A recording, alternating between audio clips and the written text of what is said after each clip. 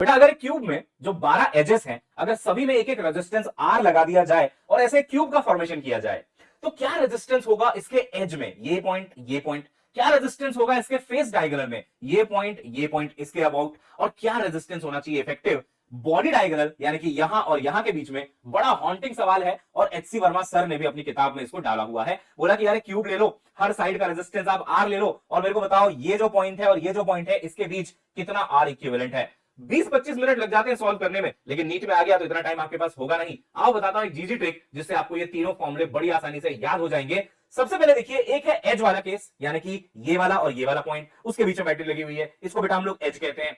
फिर आया face diagonal, यानी कि ये और ये, देखिए किसी भी एक फेस का डायगोनल। फिर आया बॉडी डायगोनल, यानी कि ये पॉइंट और ये पॉइंट आगे से पीछे, ये जो बड़ा सा डायगोनल बन रहा है आगे वाले फेस से पीछे वाले फेस तक, वो है आपका बॉडी डायगोनल। अब कोई भी फेस डायगोनल हो, कोई भी बॉडी डायगोनल हो, कोई भी एज हो, सबका फॉर्मूला सेम है। आओ मैं आपको बताता हूं इसको याद करने की बढ़िया सी जी ट्रिक।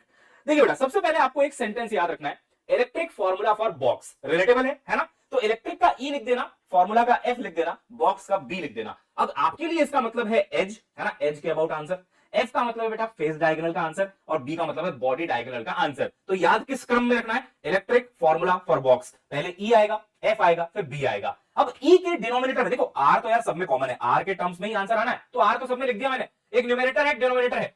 ई के डिनोमिनेटर से शुरू करो काउंटिंग करना, 1 2, अच्छा 1 2 मतलब यहाँ पे 12 लिखना है, ठीक ट्रिक है। अब यहां आ जाएंगे तो 2 के बाद क्या आता है 3, बिल्कुल सही। 3 के बाद क्या आता है 4, नीचे लिख दो 4। 4 के बाद क्या आता है बेटा 5, 5 लिख दो। 5 के बाद क्या आता है 6, 6 लिख दो। 6 के बाद क्या आता है 7, तो यहां पे लिख दो आप 7।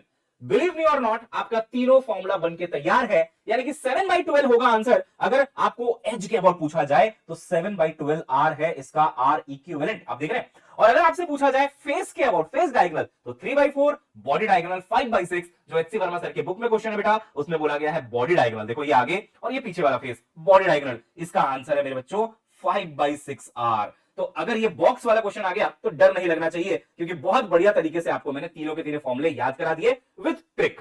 अब बेटा हम लोग पढ़ा रहे हैं आपको नीट सारथी क्रैश कोर्स के अंदर, जहां से पढ़ा नहीं रहे, गाइडेंस भी दे रहे हैं। 1 दिसंबर से हमारा ओरिएंटेशन क्लास जो है बेटा वो शुरू होने वाला है। आप नीट सारथी परचेज कर सकते हैं, फील कोड लगा सकते हैं। कोई डाउट हो इस नंबर पे कॉल कर लेना। और जो ऑलरेडी नीट अड्डा पे पेड बैच के स्टूडेंट्स हैं उनके लिए क्रैश कोर्स सिर्फ 899 का है, तो ये मौका मत चूकना, आ जाओ पढ़ाई करते हैं।